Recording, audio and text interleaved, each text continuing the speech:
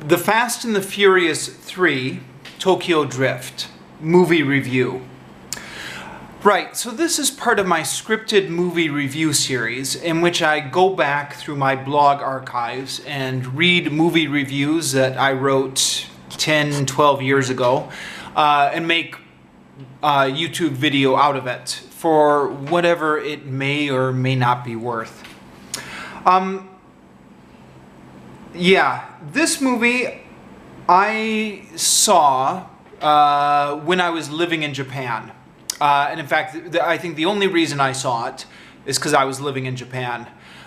When you're living in Japan, you tend to take notice of American movies that have Japanese tie-ins. And in fact, funny thing, I never really noticed how many American movies had Japanese tie-ins until I lived in Japan.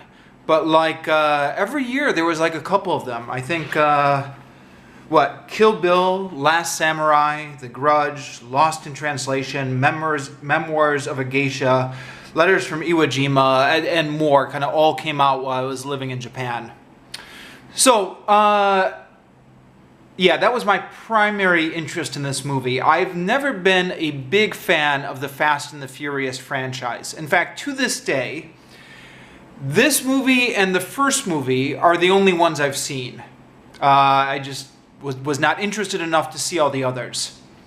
Although that being said, I enjoyed the first movie well enough. I thought Vin Diesel was, I don't know, I know people kind of make fun of him, but he's good at what he does. He's got a certain charisma on screen. I thought he kind of, I liked him. I like Vin Diesel. I liked the movie well enough. But, yeah. I'm going to get into this because this is going to have some relevance maybe on the review of Tokyo Drift. And tell me if I'm off base here or not. But I developed this theory way back in the 1990s that Asians were the last minority it was okay to negatively stereotype in the media. I think by the 90s, we had reached a point of cultural sensitivity where you couldn't easily get away with negatively stereotyping black people. Although there are still issues, aren't there? But you couldn't at least do it blatantly. But you could still have these blatant stereotypes of like Japanese tourists with cameras played for comic effect, where I don't think you could have gotten away with those stereotypes of black people. And I think that was kind of because of maybe the history of America, right, where we had this whole civil rights struggle focused on African Americans, where maybe the Asian American community never got so much attention for a variety of historical reasons. But yeah, Asians in the media in general, I began to notice this in the 90s, almost consistently were either kind of played for comic effect, like the comical Japanese tourist with a camera, or were cast as a villain. They almost never seemed to me to be cast in kind of positive main roles. Now, I say that I'm of two minds. One mind, I'm thinking that's fairly uncontroversial, isn't it? Everybody knows that. It's gotten a bit better in recent years, but certainly back in the 90s when I was coming of age, when I was in high school and university, that was definitely true. On the other hand, I'm thinking to myself, this is completely unscientific. This is just based on my own subjective opinions about watching TV. So, like, maybe I shouldn't spout out my mouth until I do, like, a quantitative data collection. But I don't know, that's the impression I got, certainly. I haven't noticed that as much in the past 5 years. Maybe it's gotten better, or maybe I'm not noticing it. I don't know. What's your opinion? So the original Fast and the Furious, although I largely enjoyed it, I thought it was kind of playing into this, where Asian characters and, oh yeah, of course they're the villains. I mean, of course. So that kind of irked me a little bit about the first movie. Second movie I sat out, and then this third movie is taking place in Japan. Now, I'm going to change topics a little bit, but this is all going to come together at the end maybe. I'm going to talk about a class I took at university, which is called Western Perceptions of China. And as the title of that course implies, throughout the course, we read books like fictional novels and stuff like that, written by Westerners about China. And the professor would kind of help us track how kind of the Westerners were viewing China. And around about the 1910s, 1920s, we read a couple books where the professor kind of pointed out to us, he's like, now, did you notice that book had nothing to do with China? I mean, it was set in Shanghai, like Shanghai would be the city where the action took place, but like there were no significant Chinese characters in that book at all. They were all in the background. And Shanghai was just like the exotic location for Westerners to have adventures. And that was kind of a big theme in Western literature. Well, not so much a theme. Theme makes it sound like it was something intentional, huh? But that was something that was happening in a lot of Western books that featured China as a location at that time. You can probably tell where this is going, huh? Because Fast and the Furious Tokyo Drift took place in Tokyo, but boy, did this have nothing to do with Japan at all. And it's almost surprising how little this had to do with Japan. I mean, think about the cast. We've got the hero, who's a white American. The best friend character is a black American. The mentor character is a Chinese American. The love interest is an Australian. She's not white. I don't know what her ethnicity is exactly. Admittedly, this is multicultural. So among kind of our gang of protagonists, we do have white, Asian, black, something. So they are making an effort to be multicultural, but for a movie set in Japan, how could they not have included any Japanese characters in the main cast? I mean, there were minor Japanese characters. I think like the girl who fixed his car was Japanese, or there are Japanese people in the background. But like, the only Japanese characters who had any significance to the plot were the bad guys. Which brings me back to my problems with the first movie, maybe. And yet, right, I don't want to say, oh, this movie was racist, because number one, it had a multicultural cast, but then the director of this movie is an Asian American himself. And you know, if you look through the IMDb page or the Wikipedia or something like that, a lot of the cast and crew were Asian Americans, the people who worked in this movie, or Asians. So it would be a little bit too simplistic to say that this was a racist movie. It's not. But there did seem to be kind of some puzzling missed opportunities to set a movie in Japan and not incorporate any Japanese characters of any significance other than the bad guys. They obviously did have access to Japanese actors, because a few of the cameo appearances they got were actors or comedians who were quite famous in Japanese TV at the time. I don't know anyone's names, but the woman who played the teacher, you know, this brief cameo part where he walks into the school and there's a teacher at the blackboard. She's actually a famous comedian in Japan, or at least she was 10 years ago when I was living in Japan. She was on TV a lot. So she got like a cameo appearance. I think there were a couple other cameo appearances by famous Japanese TV or movie stars, but they didn't incorporate them into... nobody had major roles.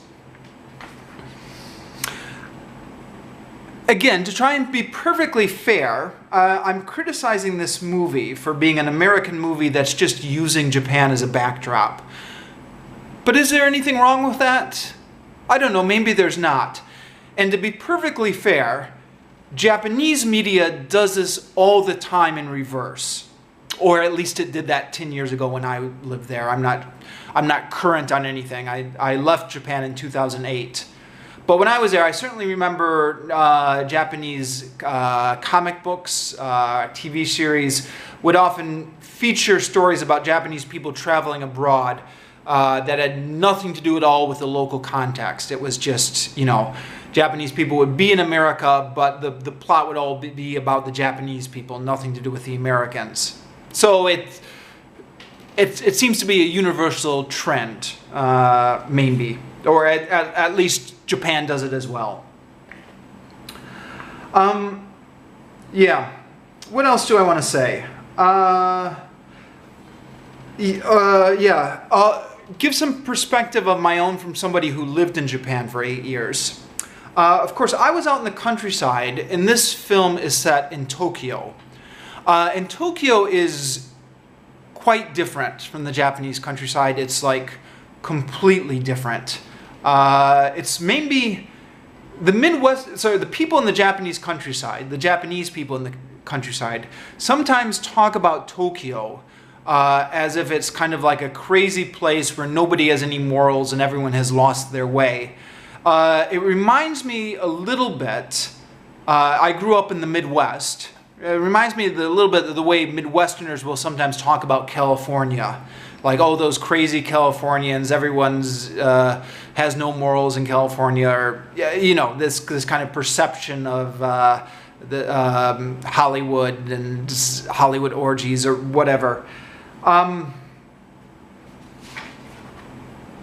Sorry, it occurs to me while I'm talking that that's not really relevant to anything, is it? Okay, just ignore me. Point being, I know a lot about kind of living in the Japanese countryside. I don't know a lot about living in Tokyo. I spent very little time in Tokyo over the 8 years I was in Japan.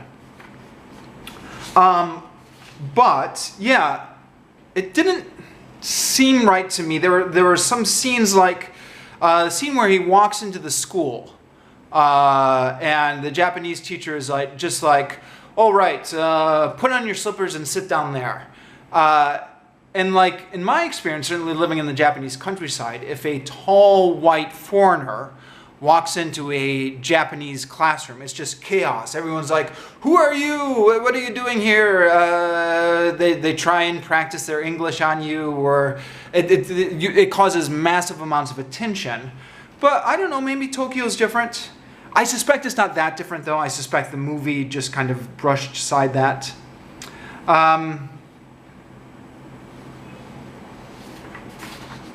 The director's DVD, the director's commentary on the DVD is interesting. It turns out filming in Japan is just a huge headache. This was, I think, a theme on the Lost in Translation DVD commentary as well. Apparently Japan just has this really restrictive laws about filming, which means that either they had to shoot it illegally or they just had to recreate the sets back in America or in LA. So apparently some of these were shot in Los Angeles and was just recreated to look like Tokyo. Yeah, and they admitted on the director's commentary that these kind of car racing scenes in Tokyo are just pure fantasy, because you never would have an open road in Tokyo where you could speed up a car like that. It's just like Tokyo is just one massive traffic jam. So yeah, I guess fair points for admitting that on the commentary.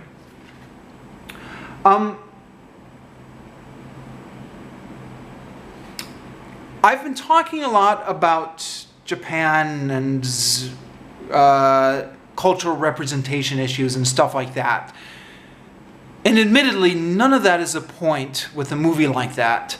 A movie like this is all about the cars. And I have to admit straight up, I am not a car guy. I know nothing about cars, which is, why I'm not in the target audience for this film.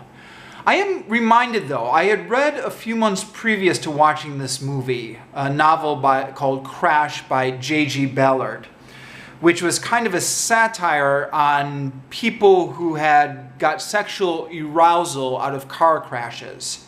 And at the time I read that, I thought, that is not literal. You know, he's making a metaphorical point about our country's obsession with automobiles and how we are obsessed with automobiles in spite of the human cost and carnage that they cause us.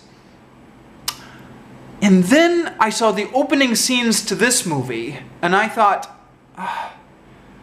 maybe Crash by J.G. Ballard wasn't quite as metaphorical as I thought. Maybe there is something out there in their culture, or there's a certain element of the culture that is connecting sexual arousal with car crashes. Is that not the message that the opening scene of this movie was sending all these kind of...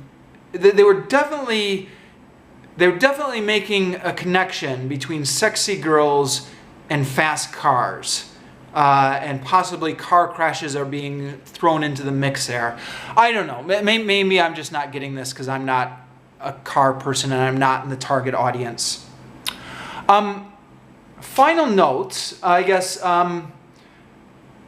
since I've been talking about issues of cultural representation here, just one more reason to not listen to me or to take this with a grain of salt or whatever is, correct me if I'm wrong, but the reason that this franchise has gone from just kind of one okay movie to being this kind of huge franchise is because it's been so popular in the Asian market, right? Because it's done so well in countries like China and stuff like that.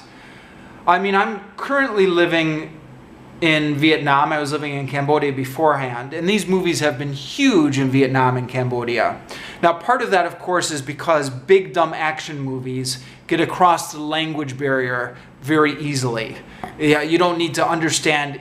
I mean, I know they have subtitles anyways, but even if they didn't have subtitles, everyone's able to understand what a car crash looks like without it needing to be translated into their own language. So that's definitely part of it. But yeah, maybe that's another thing to be cautious about before I make too many accusations about these movies being culturally insensitive, is that they have been quite popular over here. And in fact, I think Asia is the reason that Hollywood has kept churning out these Fast and Furious movies. Or am I wrong on that? I don't know. Let me know.